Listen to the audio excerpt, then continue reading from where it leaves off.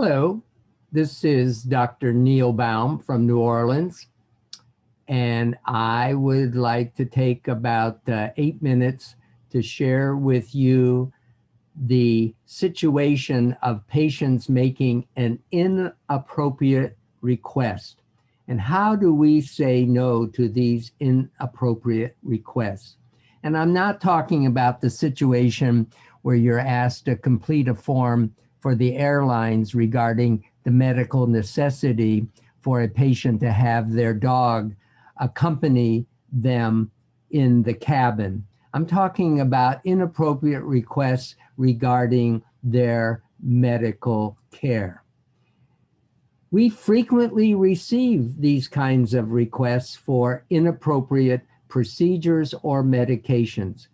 The expense of managing inappropriate requests adds up to over $200 billion a year in our already bloated healthcare budget of 17% of GDP. Interestingly enough, we have very little or no training on how to effectively and tactfully say no to a patient without impacting the doctor-patient relationship. In this video, I will take 5 typical scenarios that I have had in my practice and that you may find similar to ones that you have had from your patients as well. Number 1, can you give me a few extra days off from work? A patient is 6 weeks after prostate surgery. They're essentially able and medically stable enough to return to work, and they're asking for extra days or a weekend before returning to work. And the patient says, I have to take care of some things around the house, and I'd like to go fishing because I haven't gone fishing for months. At issue with this request is the patient doesn't realize that could cause potential harm to them should someone like a fellow employee or the boss see him that he was fishing instead of returning to work. The harm would be he could end up losing his job. My response was to the patient, you're asking me to lie for you. And I want to be consistent and honest with you at all times. I would never lie to you, nor I promise you I will never lie for you. Now, will you agree to return to work tomorrow? Using this approach with the patient regarding an exemption from returning to work, I have not had anyone persist in asking me to do something that's unethical. Second scenario, patients' inappropriate requests for medication. They saw an advertisement on TV about a new drug for treating overactive bladder. And the patient asked the doctor, would you please write me a prescription for this new medication? A response might be, this drug is called a third tier medication, and your insurance company will probably not pay for this expensive medication. It is important that you understand that you need to try one of the other less expensive medications, one of the first line or second line medication, and see if that works. Then if there are any problems or side effects from those medications, we can approach the insurance company and they may approve the third tier medication. Asking the patient after that explanation, is that acceptable to you? Most patients will accept a trial of first or second tier medication. Also, if they know they have to pay for it, they will certainly experience sticker shock should they request the medication and have to pay for it themselves.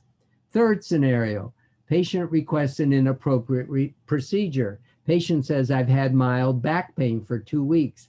Interestingly enough, I have a family history of my father having had a kidney tumor. I need a CT scan to rule out kidney cancer. Will you order that scan for me? A response might be, your pain is intermittent, it's relieved with Tylenol, which makes a kidney tumor highly unlikely. Let's start with checking your urine for the presence of any blood. If there's no blood, then let's reassess in 2 weeks the situation. If there's microscopic evidence of blood in the urine, the next step would probably be an abdominal ultrasound and not a CT scan. Again, asking for the buy-in from the patient. Is that an acceptable alternative instead of a CT scan at this time? The important thing is to make an effort to be on the same page as the patient, making the patient feel part of the solution. Getting buy-in from the patient and their permission makes it easier to turn down his or her request. Number 4, patient asks for medical records. Patient says, I'm the adult child of one of your elderly patients. Would you send me her complete medical records? Well, we all know that they have a right to get a copy of their medical records. And it is, I think, important to tell them about HIPAA concerns and violations if you proceed with giving them the medical records without permission. And the response might be, I'd be happy to provide you with a copy of her records, but I need permission from your parent or her assigned guardian before I am able legally to share those records. I will even accept a phone permission from your parent for authorization. Protection of the patient so that the medical records are only for the patients and those persons the patient designates as being allowed to see their records is customary and legal protection for the practice. I then always ask a patient who's requesting their medical records, what is the reason for their request? If this is an acceptable alternative, have your parent give me a call and I will expedite sharing her records with you immediately. I think it's legally acceptable to consider phone permission and document that phone permission in the patient's record. I also ask someone in the office to listen in on that conversation and to include the name of that third party that listened in to the conversation asking for their records.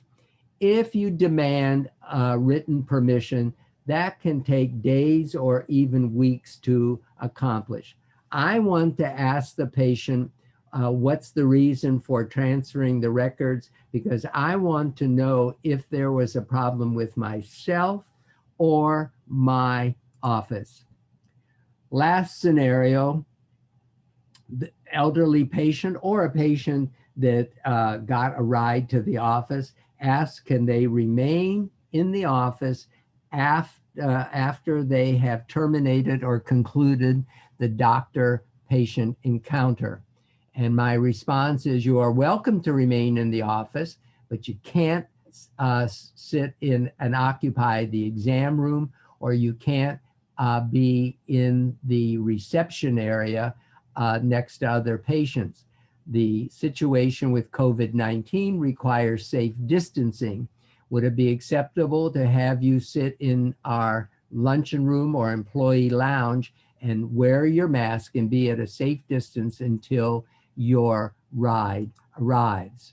An alternative solution is if they say that they're going to be in the office, the ride's not going to ride and they're going to be in the office for 20 or 30 minutes, offer to call an Uber, a Lyft, or a taxi so they could leave at an earlier time.